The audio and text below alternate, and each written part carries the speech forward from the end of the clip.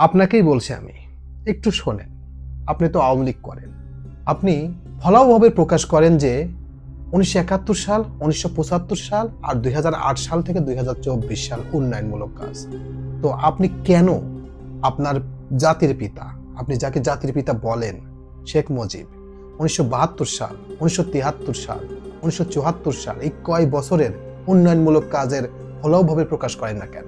আপনারা ১৯৭১ সাল প্রচার করেন, ১৯৭৫ সালের ১৫ই আগস্ট প্রচার করেন এবং ২০০৮ সাল থেকে ২০২৪ সালের উন্নয়নকে প্রচার করেন। ওই সময় প্রচার করেন না কেন? ওই সময় শেখ মুজিব কি করেছিল? শেখ মুজিবের উন্নয়নমূলক কাজগুলো প্রচার করেন না কেন? আসসালামু আলাইকুম। আমাদের এই বাংলাদেশ স্বাধীনতা অর্জন করেছে ৫৪ বছর হলো। তো ১১ই মার্চের ভাষণের পর শেখ মুজিব তার পরিবার, আত্মীয় স্বজনকে নিয়ে পাকিস্তানে চলে যায়। তিনি ১৯৭২ সালে বাংলাদেশে অবতরণ করেন। ১৯৭২ সালে অবতরণ করার পরেই তিনি বাংলাদেশের প্রধানমন্ত্রী, রাষ্ট্রপতি হন। তো ১৯৭২ সাল, ১৯৭৩ সাল, ১৯৭৪ সাল এই যে কয়েকটা বছর তিনি বাংলাদেশের আওয়ামী লীগের প্রধান ছিল এবং রাষ্ট্রপ্রধান ছিল। তিনি ওই সময় কি উন্নয়নমূলক কাজ করেন নাই? যেমন হাসিনা পদ্মা সেতু করেছে, মেট্রো রেল করেছে, এটা উন্নয়ন ধরে। তো ওই সময় কি কোনো উন্নয়নমূলক কাজ করেন নাই? একটা যুদ্ধ বিধ্বস্ত দেশে কি উন্নয়ন কাজ কোনো কিছু করেন নাই? এই কয় বছরে বঙ্গবন্ধুর কাজকর্মকে আওয়ামী লীগ প্রচার করেন না কেন? ফলাওভাবে প্রকাশ করেন না কেন? প্রকাশ না করার কারণ একটাই, বাকশাল কায়েম। বাইরের লোক যারা যুদ্ধে অবদান রেখেছে তাদের কোনো মূল্যায়ন করেন নাই। তার মন মতো ভাবে দেশ পরিচালনা করেছেন এবং মানুষের উপর বুলডোজার চালিয়েছেন। স্বৈরাচার শাসক হাসিনা যে কাজগুলো করেছেন, শেখ মুজিবও সেই কাজগুলোই করেছেন। আর একটা স্বাধীন দেশে, গণতান্ত্রিক দেশে যতটুকু সাধারণ মানুষের অধিকার থাকবে সেই অধিকারগুলো বঞ্চিত করেছে বিধায়, শেখ মুজিবের ভালো কোনো কাজ নাই বিধায় আওয়ামী লীগের লোক ওই কাজের কথা কিংবা ১৯৭২ সাল, ১৯৭৩ সাল, ১৯৭৪ সালের কর্মকে বা কাজকে প্রচার করেন না। দেখবেন আপনি এই ১৬ বছর যা কিছু করেছে, খালি ১৯৭১ সালের স্বাধীনতা যুদ্ধ এবং ১৯৭৫ সালের শোক দিবস আর ২০০৮ সাল থেকে ২০২৪ সালের এই পর্যন্ত খালি উন্নয়ন, যে হাসিনা এটা করছে, ওটা করছে, কিন্তু কখনো বলে না শেখ মুজিব ১৯৭১ সালে এটা করেছে, ১৯৭২ সালে ওটা করেছে, ১৯৭৩ সালে এইটা করেছে, এগুলো বলে না। তো এইগুলো না বলার কারণেই মানুষের মনে সন্দেহ হয় যে ডাল মে কুছ কালা হ্যায়।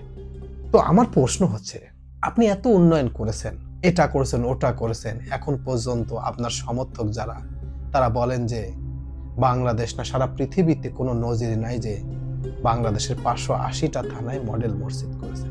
ভাই, এই টাকা কি হাসিনা দিয়েছে? হাসিনার পকেট থেকে দিয়েছে? এই টাকা দিয়েছে সৌদি সরকার।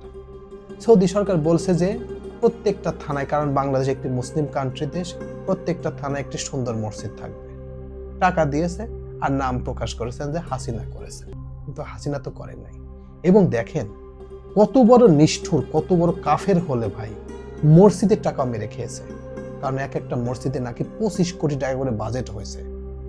আমার জানা মতে যে স্ট্রাকচার, যে ডিজাইন এবং জমি যদি অধিকরণও করে, কেনেও, তাহলে ওই মসজিদ কমপ্লিট করে এবং জমি সহ এক একটা মসজিদ টোটাল খরচ হতে পারে সর্বোচ্চ ১০ থেকে ১২ কোটি টাকা কিংবা ১৫ কোটি টাকা। কিন্তু ২৫ কোটি টাকা বাজেট যদি হয় ভাই, আর ১০ কোটি টাকা পকেটে।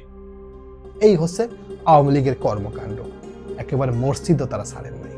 তাছাড়া দেখেন তো দেখি, আওয়ামী লীগের একেবারে নেতৃস্থানীয় থেকে শুরু করে একেবারে রুট লেভেল পর্যন্ত যারা আওয়ামী লীগ করতো তারা সবাই লাখপতি কিংবা কোটিপতি।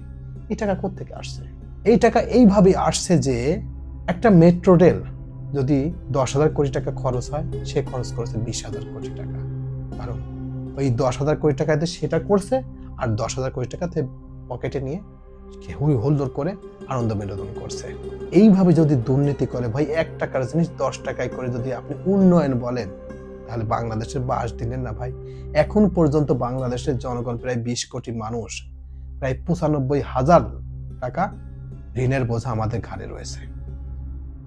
তো ভাই, এই যে আপনারা বলেন যে আওয়ামী লীগ এটা করছে, ওটা করছে, এটা করছে, তো আপনারা 1972 সাল, 1973 সাল, 1974 সাল প্রচার করেন না কেন? শেখ মুজিব ওই সময় কি কি উন্নয়নমূলক কাজ করেছে, সে এটা করেছে ওটা করেছে, সেগুলো দিবেন না? যেমন মেজর জিয়াউর রহমান ওই সময় বিভিন্ন কাজ করেছে, সেগুলো মানুষ প্রচার করেছে, বিএনপি প্রচার করছে যে মেজর জিয়া এটা করেছে ওটা করেছে। তো আপনার নেতা, যাকে আপনি আইকন ভাবেন, যাকে আপনি শ্রদ্ধা করেন, যাকে আপনি পূজা করেন, সেই নেতা 1972, 1973, 1974 কি কাজ করেছেন, কি উন্নয়নমূলক কাজ করে, সেগুলো প্রচার করেন না কেন? এতেই বোঝা যায় যে শেখ মুজিবও স্বৈরাচারী ছিল, শেখ মুজিবও বাকশাল গঠন করেছিল। তো আমার এই কথাগুলো শোনার জন্য আপনাদেরকে অনেক অনেক ধন্যবাদ। আসসালামু আলাইকুম।